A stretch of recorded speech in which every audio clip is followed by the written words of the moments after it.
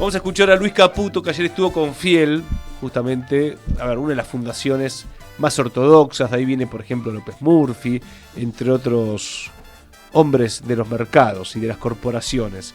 Esto decía Caputo.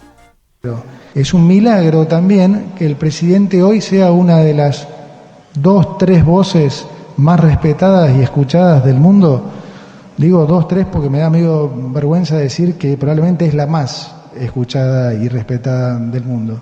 Entonces estamos hablando de que es el presidente de Argentina y pongámonos en situación donde estábamos hace 12 meses. Y le damos la bienvenida a Rodolfo Pablo Trever. Rodo, querido, ¿cómo estás? Buen día, Leila, ¿cómo andan? Bien, buen compañero. Con ganas de escucharte, hablar de economía, en un día donde, bueno, en la tapa de los diarios se da cuenta de el éxito del gobierno en bajar la inflación. Sí, hay una profunda recesión que es el dato que explica todo, que explica la baja de la inflación, que explica el terrible superávit comercial, que explica por otro lado también un poco la estabilidad monetaria, la estabilidad de los tipos de cambio, que es el dato que si no lo pones acompañado de la noticia de la baja de inflación, estás mintiendo. ¿Por qué? Porque si vos solucionas un problema que es el aumento generalizado de precios internos, quitándole el trabajo a la gente, quitándole el poder adquisitivo, quitándole la posibilidad de comer, de presentar un plato de comida todos los días o llegar a fin de mes, obviamente que estás quizás apagando el fuego con nafta y no estás solucionando ningún problema de fondo. En tanto que todo ese excedente de divisas que teníamos respecto de lo que se tenía años anteriores, por el marco legal constitutivo, por el marco legal que profundizó el mismo gobierno de Milei, se va a terminar yendo, y todo eso y toda esa estabilidad y todo ese sufrimiento que está padeciendo el pueblo argentino a costa de la recesión va a terminar siendo en vano. Bien. Pau, ¿cómo pensás que va a seguir el gobierno a partir de ahora? Porque, claro, tiene buenos indicadores para mostrar dentro de todo. La inflación era uno de ellos, sigue siendo, evidentemente, porque sigue bajando a poquito a costa de, bueno, que no hay consumo interno, de que el poder adquisitivo es cada vez peor. Pero digo, ¿cuáles pensás que son los planes del gobierno a largo plazo, también teniendo en cuenta el endeudamiento, como para también pasar un fin de año, me imagino, dentro de todo tranquilo? Porque sabemos que siempre, ¿no?, a fin de año, sobre todo en estas condiciones, hay algunos inconvenientes, puede haber protestas, puede haber malestar social. Bueno, me parece que el plafón que le da la estabilidad de precios le va a permitir pasar un fin de año tranquilo. Pensemos que tuvo un tubo de oxígeno con el blanqueo el blanqueo que fue bastante grande, que fue cercano a los 20.000 millones de dólares. Luego también y principalmente el enorme superávit comercial que le dio el aumento de las exportaciones, que subieron alrededor de un 15% por el efecto sequía del año pasado. Esta vez se liquidaron granos que habían quedado pendientes de las cosechas anteriores, y también se liquidaron los de este año, que fue un buen año productivo en el sector agroexportador. Entonces, un aumento de las exportaciones significativo y una caída de las importaciones del 25%, producto de la brutal recesión, que los argentinos dejaron de consumir los productos importados, dejaron de comprar electrodomésticos, dejaron de comprar automóviles, por lo tanto bajaron las importaciones de autopartes. Esa caída brutal de las importaciones y el aumento de las exportaciones explica una balanza comercial que está siendo superavitaria por 16.000 millones de dólares a la fecha, y se estima que se va a terminar el año en un superávit comercial de 18.000 millones de dólares, récord histórico de la Argentina.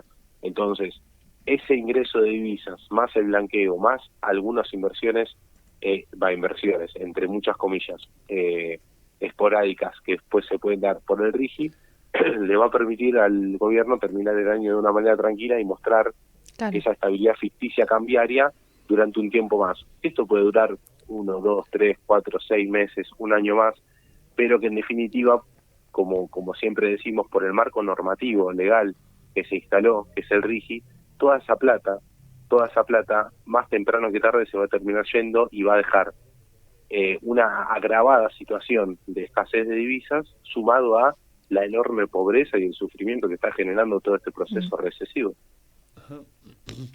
Rodo, estaba viendo un dato del Banco Central que tiene que ver con la comunicación 8043, que lo que hizo fue flexibilizar el cepo y dar facilidades para préstamos en dólares y pagos de fletes internacionales. A ver, obviamente esto es para los grandes actores de la economía. Ningún laburante se va a endeudar en dólares.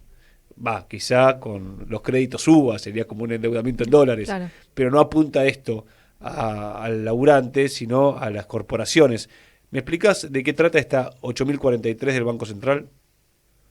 Sí, lo que trata de generar esa comunicación es que que las grandes empresas exportadoras, solo aquellas empresas que tengan exportación, está vinculado solamente con las empresas que tengan exportación. Bien. Las empresas que tengan exportaciones a partir de la fecha pueden tomar créditos en dólares, o sea, pueden pedir a los bancos créditos en dólares pagando una tasa de interés superior a la tasa, obviamente, de interés internacional de dólares, pero pueden pedir un crédito en dólares y esos vencimientos de la deuda que tomen se calzan con las exportaciones que generen, o sea, a medida que van, cuando se da por ejemplo, se da la primera fecha de pago de la amortización de esa deuda que tomaron, a los 6 meses, cuando liquidan una exportación, se les chupa los dólares de esa exportación que liquidaron para pagar la deuda.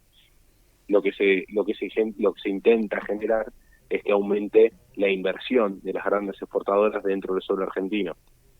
Pero bueno, esto tiene una larga trayectoria y una larga experiencia en Argentina en ver que las grandes exportadoras solo quieren exportar y que no quieren producir dentro del país. Hubo distintos momentos en la historia argentina, tanto en el gobierno de Alfonsín como principalmente los gobiernos de Néstor y Cristina, donde se dieron muchísimos beneficios a las grandes corporaciones transnacionales para que aumenten su capacidad instalada, para que aumenten su nivel de industrialización dentro del país, y sin embargo estas empresas nunca lo hicieron.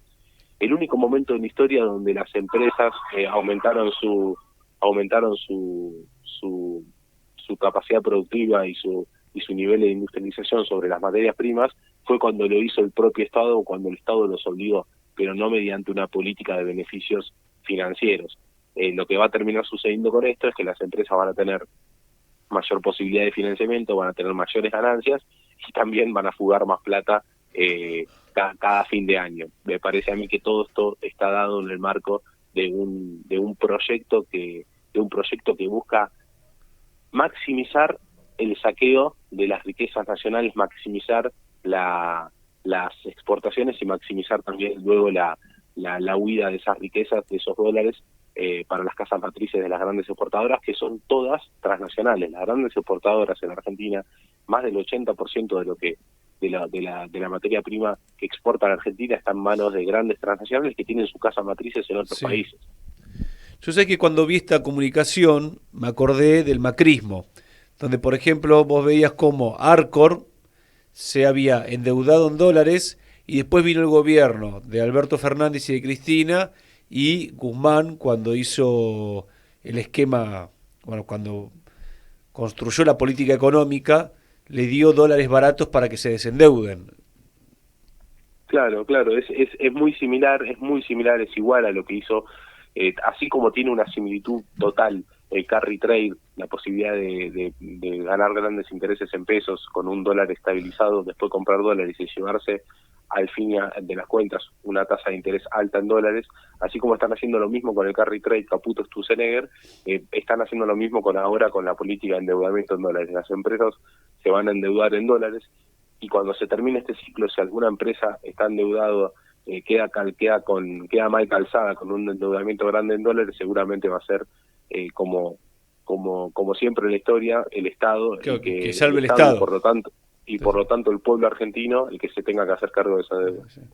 Por eso son corporaciones, tomando la metáfora de Javier Milei, que son una tremenda mochila para el trabajador, para la clase trabajadora argentina, ¿no? Porque ayer decía Milei en el acto en Meta, con el saludo de Zuckerberg primero y después, que los empresarios en Argentina, los grandes empresarios que eran los que estaban sentados allí, tienen la carga, llevan la mochila de la carga del Estado y que él los va a aliviar.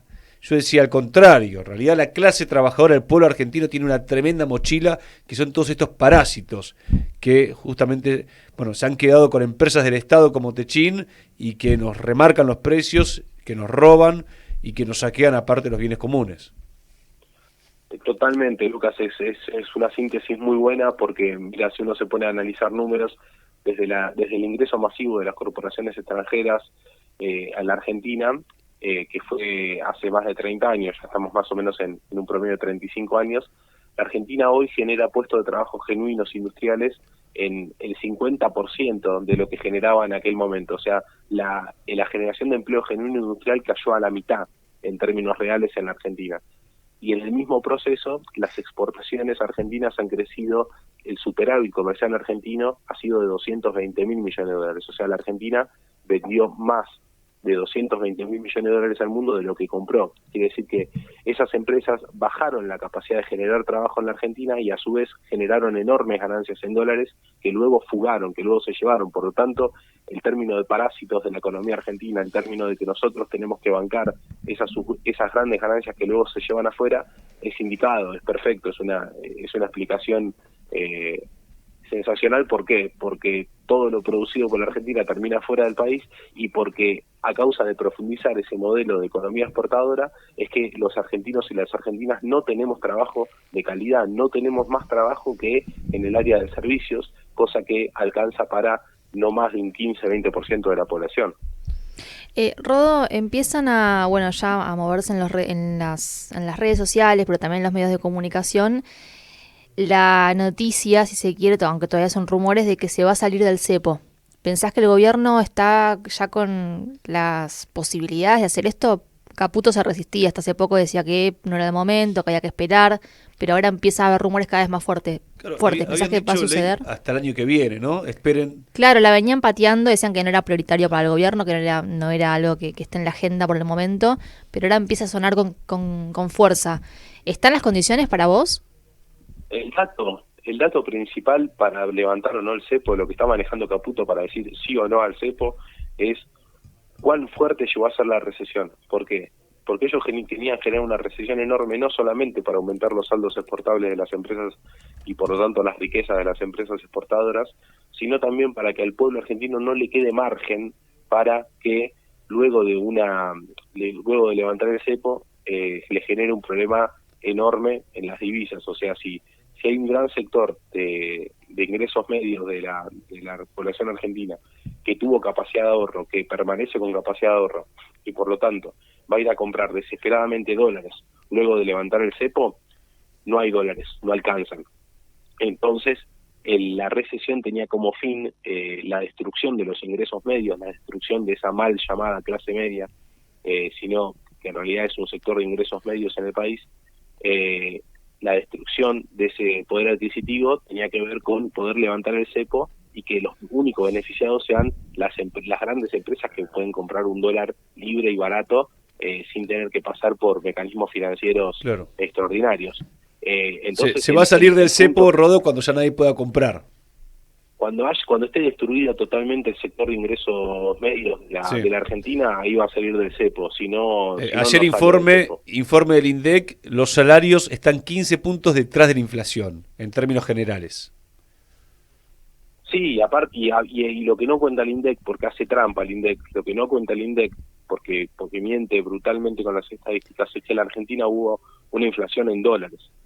En la Argentina hubo una inflación en dólares y aparte en esos datos que están toman en cuenta el periodo del 2024, de enero hasta noviembre, y no toman en cuenta la hiperinflación que generó el gobierno con la devaluación del 160% en diciembre, en las últimas 2 semanas de diciembre, la hiperinflación que se generó producto de esa devaluación no se toma en cuenta en los cálculos de inflación anual y por lo tanto la pérdida de poder adquisitivo. Yo calculo que la pérdida de poder adquisitivo del salario está cerca de un 40% en lo que transcurre desde la devaluación de Caputo Milei hasta el día de la fecha.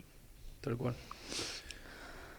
Y aparte que los índices oficiales están sobre quienes están conveniados. El resto, los que están por fuera de convenio, no están medidos. Exacto, y en esta desregulación de la economía también se generó un problema que ya venía en la Argentina, porque el liberalismo gobierna en la Argentina no desde hace un año, sino desde hace muchísimos años más, pero esa desregulación que promueve el gobierno de Javier Milei hizo que aumente mucho más el trabajo informal, el trabajo ilegal en la Argentina. Por lo tanto, hoy el movimiento de salarios, el poder adquisitivo lo explica mucho más el trabajo en negro, el trabajo informal, el trabajo ilegal, lo explica mucho más ese sector. ¿Por qué? Porque hay más cantidad. Ya el trabajo ilegal superó ampliamente al trabajo formal y a lo que tienen los convenios colectivos de trabajo en sus manos. Hoy el trabajo informal es ampliamente superior, en 2 millones más que el trabajo formal. Rudo, querido, gracias. Gracias a ustedes, les mando un abrazo grande. Un abrazo enorme.